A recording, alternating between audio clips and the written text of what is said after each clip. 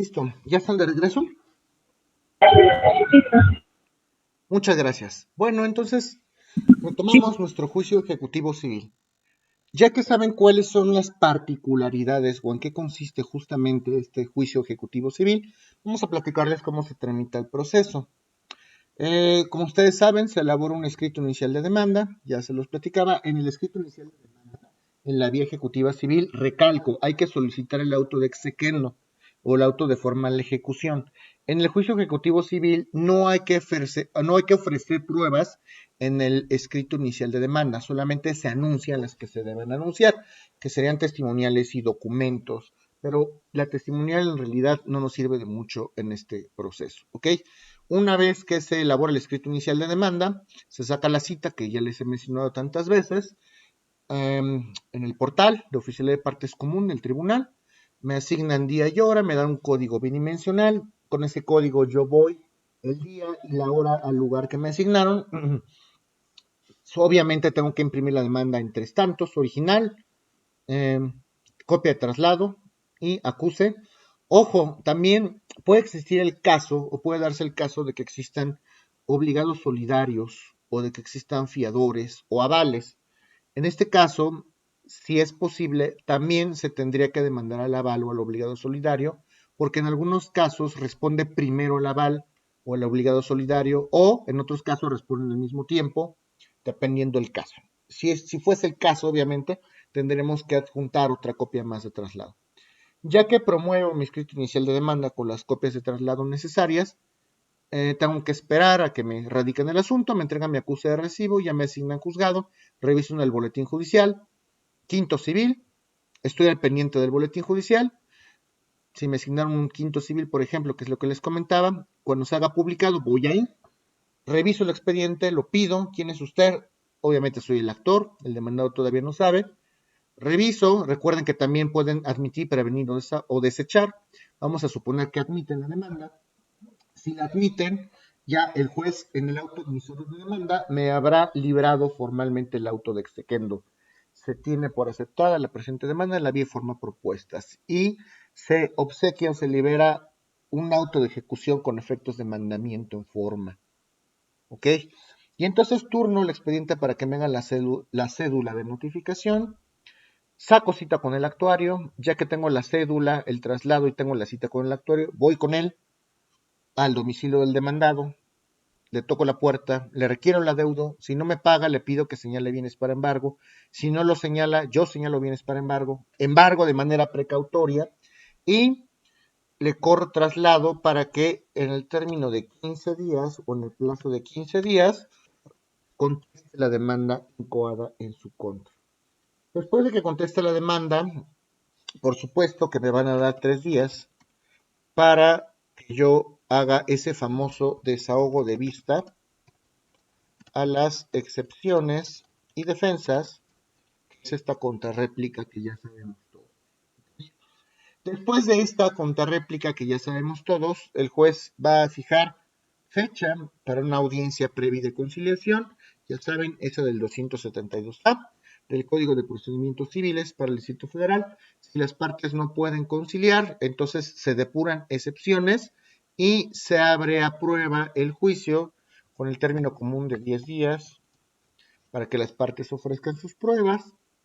Se dicta un auto admisorio de pruebas.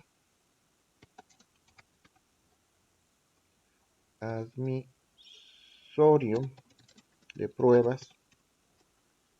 Al dictarse ese auto admisorio de pruebas, pueden admitirse, pueden desecharse pruebas y se fija una fecha para una audiencia de ley.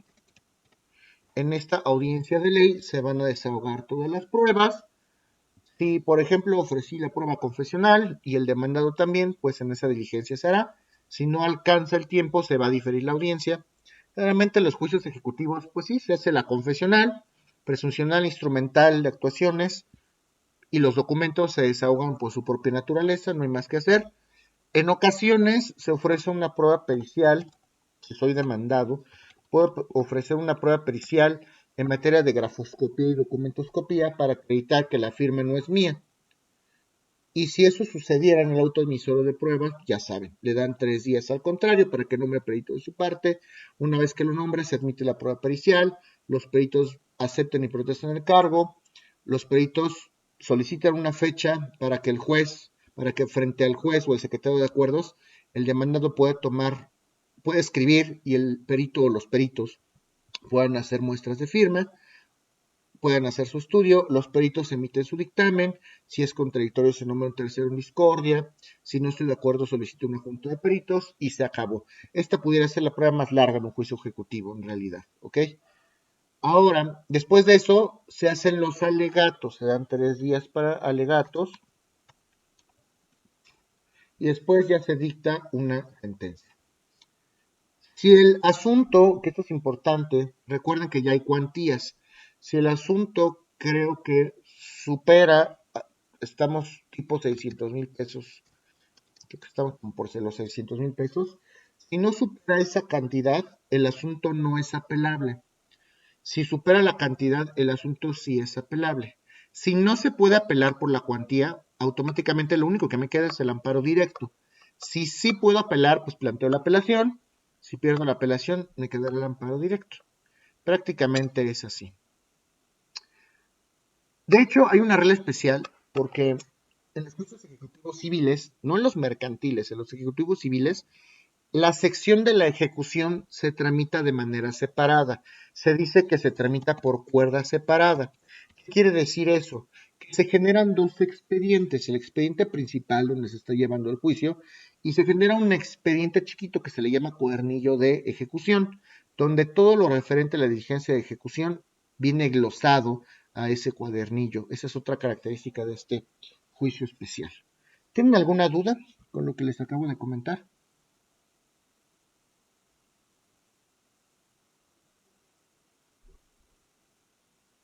¿Todo claro? ¿No tiene ninguna duda de la tramitación del juicio ejecutivo civil?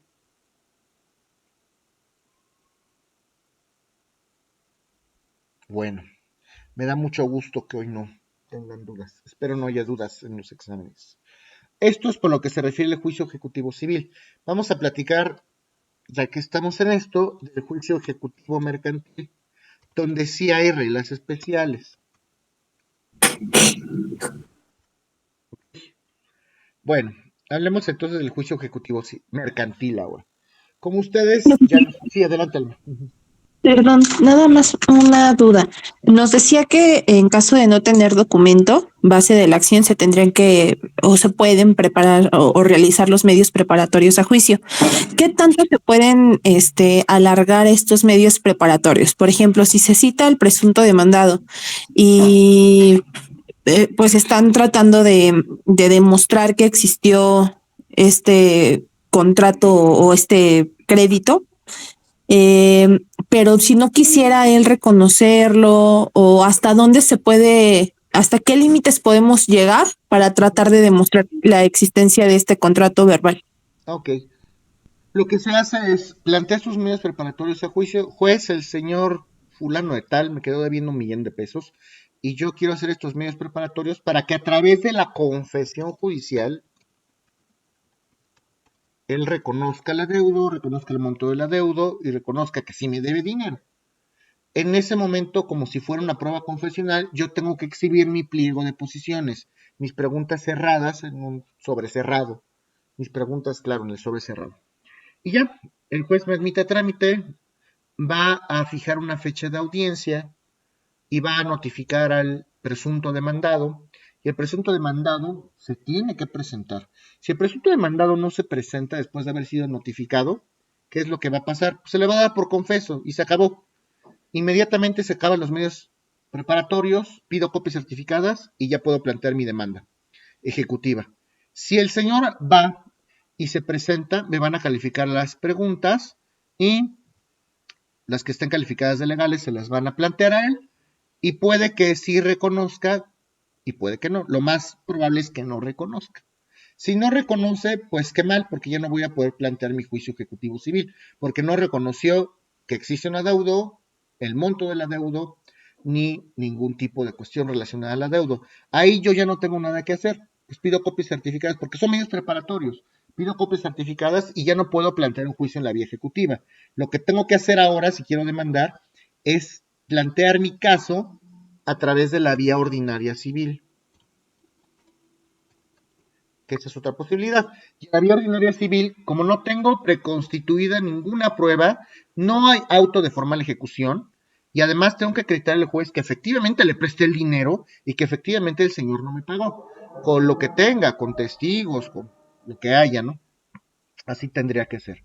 Ahora, pues contesta el señor, contesta el demandado y tampoco es que pueda estar alegando, sí, no, y voy a meter otro escrito, no, los medios preparatorios son muy concretos. Te tienes que presentar a absolver, si te presentas, bien, tendrás tu oportunidad para confesar o no confesar, y si no te presentas, te declaras confeso y punto. Ya no se pueden alargar más los medios preparatorios. Lo que sí te voy a confesar es que lo más tardado en estas cosas son las notificaciones, sin lugar a dudas.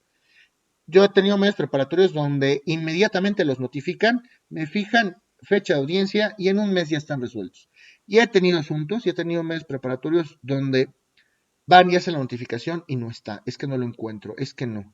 Y es que el actuario hace una razón donde dice que se constituyó pero no encontró nadie.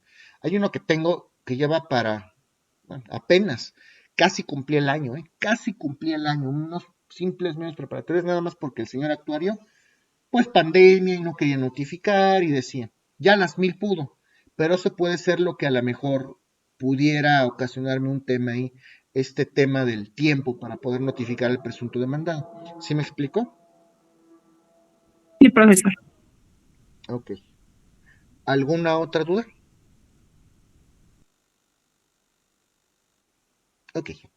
Bueno, entonces seguimos con esto ahora del juicio ejecutivo mercantil. Como les comentaba, la parte adjetiva o la parte procedimental en la materia mercantil se regula, como ustedes ya lo saben, en el Código de Comercio. En el Código de Comercio se regulan todo lo referente a los procesos en materia mercantil. Obviamente, si ustedes quieren revisar las reglas del juicio ejecutivo mercantil, por supuesto que está en el Código de Comercio. Y así como hay un articulito 443 del Código de Procedimientos Civiles para el Distrito Federal, también lo hay en el Código de Comercio. Les voy a pedir, por favor, que me busquen en el Código de Comercio el artículo 1391, por favor. El artículo 1391 del Código de Comercio, recuerden que es federal, recuerden ustedes que la materia mercantil es federal, y recuerden que también pueden optar por esta figura de la jurisdicción concurrente, pueden tramitar sus procesos ejecutivos mercantiles, ya sea en un juzgado local o en un juzgado federal, lo pueden hacer de la manera que ustedes lo prefieran.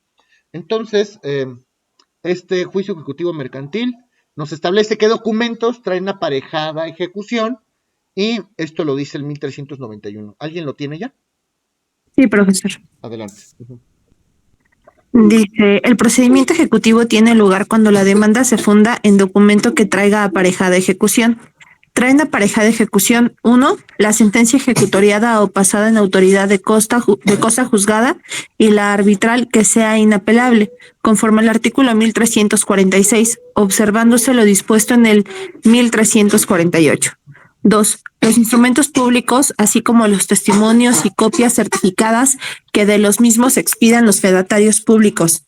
3. La confesión judicial del deudor, según el artículo 1288. 4. Los títulos de crédito. 5. Las pólizas de seguros conforme a la ley de la materia.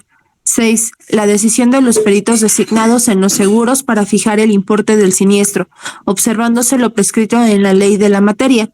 7. Las facturas, cuentas corrientes y cualesquiera otros contratos de comercio firmados y reconocidos judicialmente por el deudor. Y 8, los demás documentos que por disposición de la ley tienen el carácter de ejecutivos o que por sus características traen aparejada ejecución. Esto es el homólogo en la materia ejecutivo mercantil. Y es que aquí también, en un proceso ejecutivo mercantil, también se puede librar un auto de exequendo, por supuesto, por eso existe el juicio ejecutivo mercantil. Ahora bien, el juicio ejecutivo mercantil sí tiene reglas diferentes, no se tramita igual que el juicio ejecutivo civil. Y les explico por qué. Para empezar, imaginen ustedes lo siguiente. La gran mayoría de los comerciantes o de las personas que van a plantear un juicio ejecutivo mercantil lo hacen porque tienen como documento base de la acción algún título de crédito. Por lo general y los más comunes son un cheque, son un pagaré. Antes la letra de cambio, pero ya casi no se usa esto. Es raro, rarísimo ver eso. Pero el pagaré y el cheque por excelencia. Si yo le debo dinero, por ejemplo, a Alma o a Daisy, a quien sea, y yo les di un cheque para que lo depositan a su cuenta, y resulta que a la hora de que lo depositan a su cuenta, el cheque está rebotado por falta de fondos. Uy, pues entonces me pone un sello el banco y ese será mi documento base de la acción para poder plantear un juicio ejecutivo. Así, un pagaré, por supuesto que también es un documento base de la acción en un juicio ejecutivo mercantil. Ahora, algo hay muy peculiar con las fábricas, con los comerciantes, con los establecimientos mercantiles. Generalmente, vamos a pensar en una fábrica de productos o servicios, ¿cómo funcionan estos señores? Generalmente sacan a coro el producto, lo mandan y trabajan con notas de remisión o trabajan con facturas. Y es a lo que voy. En la materia mercantil, ustedes pueden plantear medios preparatorios a juicio ejecutivo, al juicio ejecutivo mercantil, de dos maneras. Hay dos maneras para que ustedes puedan preparar el juicio ejecutivo mercantil. Si no tienen un documento que traiga pareja de ejecución, lo primero que pueden hacer es plantear medios preparatorios igualito que la materia civil, para que con base en la confesión judicial, si no tienen nada, con la confesión judicial el deudor reconozca el monto del adeudo, el adeudo en sí mismo, y pidan copia certificada y misma historia. Eso ya es un documento que puede traer aparejada de ejecución. O la otra, generalmente los comerciantes trabajan con facturas. También puedo exhibir la factura en los medios preparatorios para que el emisor de la factura, o sea, la persona que debe dinero, bueno, la persona, el deudor más bien, porque no es el emisor de la factura, pero para que el deudor reconozca la factura, reconozca el monto de la factura, reconozca la fecha de la factura y en caso de que hubiera alguna firma, reconozca la firma. Si lo reconoce eso en los medios preparatorios, pido copias certificadas y esa factura ya va a traer aparejada ejecución. Porque recuerde que la factura no es un título de crédito, no lo es. Por eso la factura, para que cause, o más bien para que se apareje ejecución con una factura, tiene que ser reconocida en la vía de medios preparatorios. Esto es importante, esa es la primera diferencia. Ahora bien, ¿cómo se tramita el juicio ejecutivo mercantil? ¿Alguien tiene alguna duda de esto que estoy comentando? No, la primera entonces es con la confesión judicial y la segunda es presentando las facturas. Exactamente. Son las dos maneras en las que puedes preparar el juicio ejecutivo mercantil a través de medios preparatorios. Obviamente, esto que le estoy comentando viene en el Código de Comercio, ¿ok? Todo esto. Ahora, ¿cómo funciona el juicio ejecutivo mercantil? Para empezar, en el juicio ejecutivo mercantil, a diferencia del juicio ejecutivo civil, no se forma un cuadernillo de ejecución. Aquí no lo hay. Toda la sección y todo lo referente a la ejecución se va a glosar o se va a documentar o se va a agregar al expediente principal. Y entonces yo hago mi demanda ejecutiva mercantil y mi documento base de la acción es un pagaré. Muy bien. Entonces hago mi demanda, yo ya sé que es un solo demandado porque no hay aval, no hay fiador. Entonces adjunto una copia de traslado. Muy bien, voy a sacar tres tantos. Original, acusa y traslado. Adjunto obviamente ese documento basal que es el pagaré, el documento base de mi acción, saco la cita en la oficina de partes comunes en el portal, me da mi código, me presento la demanda, me asignan juzgado y por supuesto que se publica como secreto en el boletín judicial.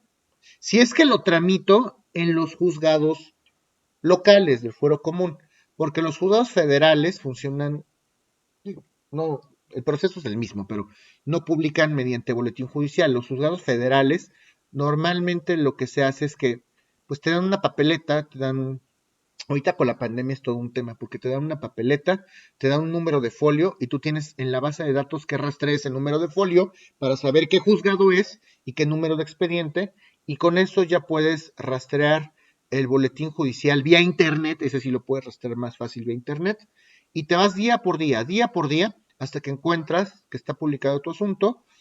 Y la semimaravilla de estos juzgados es que con el número de expediente, ya que sé qué día se publicó, hay un apartado en la página de estos juzgados federales donde yo puedo seleccionar el juzgado, le pongo número de expediente y me sale un pequeño extracto del acuerdo. Aquí sí me sale un pequeño extracto, a diferencia de los tribunales del fuero local. Aquí no, aquí nada más sale secreto y tengo que ir a revisarlo. En los juzgados federales, con el número expediente, ya que lo rastreo, sí puedo rastrear y me puede salir un breve extracto. Además, en los, que creo que se los han dejado en otras materias, en los juzgados federales ya es posible, si inicio un juicio en la modalidad escrita, ya es posible seguir tramitando el juicio en la modalidad en línea. Yo les voy a ser bien sincero y a lo mejor está mal, de una vez lo digo, muy mal por mí. Yo creo que sí, yo estoy hecho a la antigüita, a mí me da más confianza ir a revisar mi expediente al juzgado, verlo en papel, revisarlo, turnarlo, hablar con la Secretaría de Acuerdos, por si hay algo mal, y además las notificaciones que surten efectos en la vía electrónica, pues no se sabe si están bien computadas, no se sabe el criterio. Yo creo que no hay nada como tener el contacto directo con el juzgado. Pero bueno, hay que cambiarnos. A lo mejor yo soy muy arcaico en este sentido, pero pues hay que acostumbrarnos a mudarnos a este tipo de procesos en línea.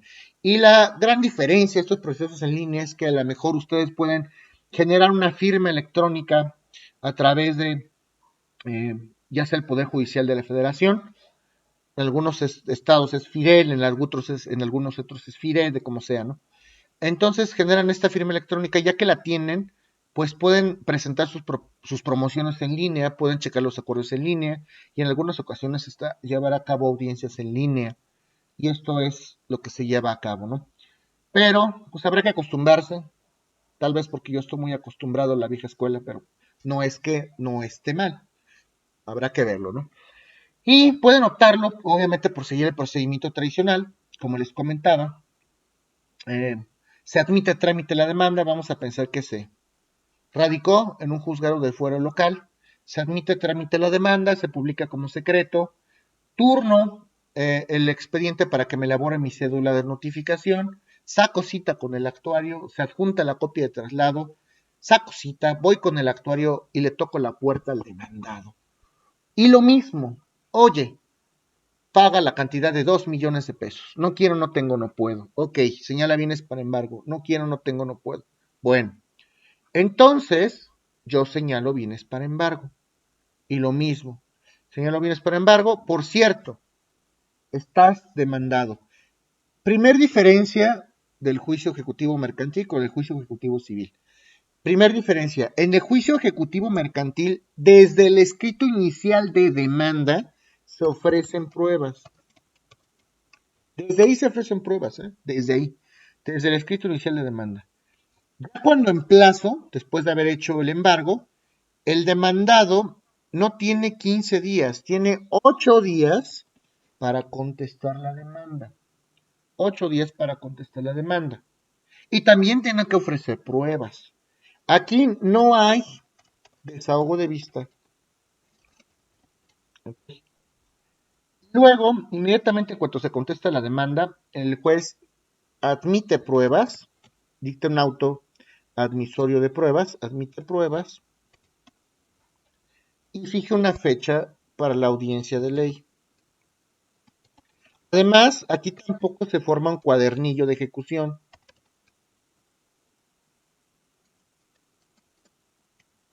El Código de Comercio, además, señala expresamente cuáles son las excepciones que pueden plantear los demandados. Como les digo, son muy concretas. Y no nada más el Código de Comercio, sino también la propia Ley General de Títulos y Operaciones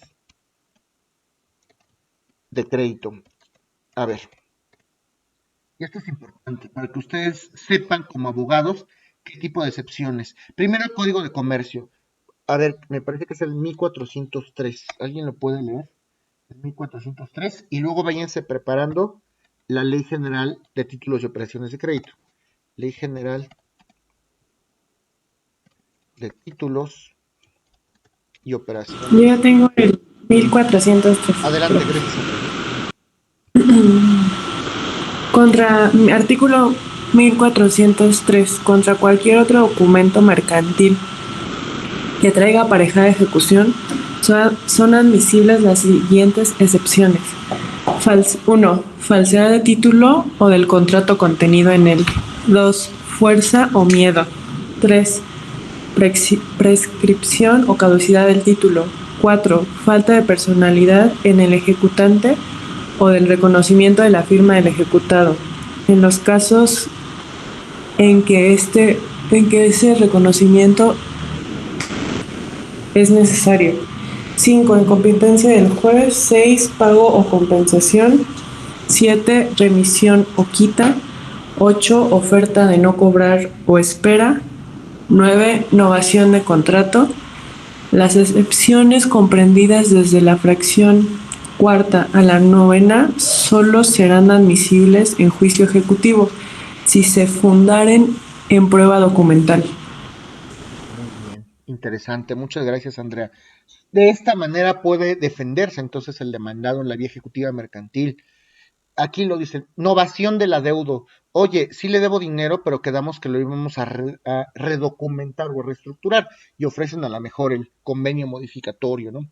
Esto pasa mucho con los bancos. Quita, remisión del adeudo, fuerza mayor, temor fundado. Él me obligó, me puso una pistola en la cabeza para que firmara el pagaré, usó la violencia y me amenazó. Si yo no firmaba el documento, pues me mataba. Y esto, obviamente, aparte que es penal, le dan vista al Ministerio Público. Si lo acreditan, tendrían que acreditar en un proceso. Ahora, por favor, el artículo 8 de la Ley General de Títulos y Operaciones de Crédito.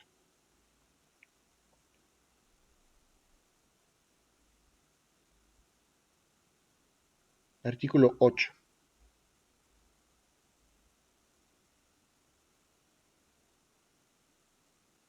¿Alguien tiene el 8? Sí, profe. Adelante. Artículo 8. Contra las acciones derivadas de un título de crédito, solo pueden oponerse las siguientes excepciones y defensas. 1. Las de incompetencia y de falta de personalidad en el actor. Que esa es de previo y especie de pronunciamiento. ¿Qué más?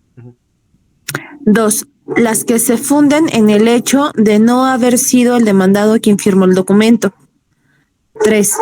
Las de falta de representación de poder bastante o de facultades legales en quien suscribió el título a nombre del demandado, Eso también salvo, es de previo y especie de pronunciamiento. ¿Qué más? salvo lo dispuesto en el artículo 11. 4. La de haber sido incapaz el demandado al suscribir el título. 5. Las fundadas en la omisión de los requisitos y menciones que el título o el acto en el consignado deben llenar o contener y la ley no presuma expresamente o que no se hayan satisfecho dentro del término que señala el artículo 15. 6. La de alteración del texto del documento o de los demás actos en que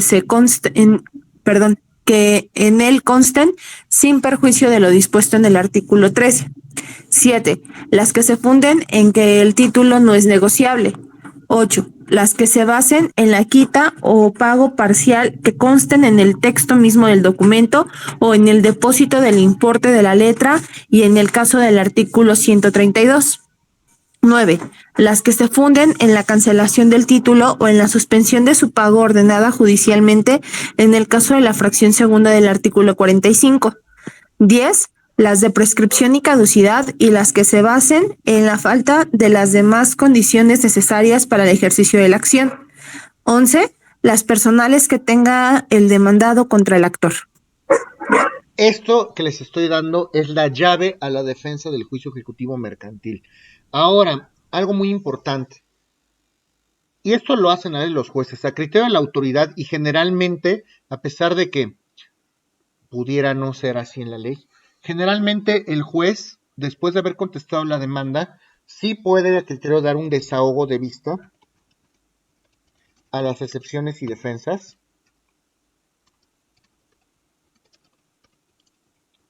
Sobre todo cuando nosotros alegamos como demandados falsedad en el título. Oye, a ver, el título es falso, yo no lo firmé y ofrecemos un perito. En algunos casos, ya y en la gran mayoría por seguridad jurídica, los jueces pueden dar este desahogo de vista.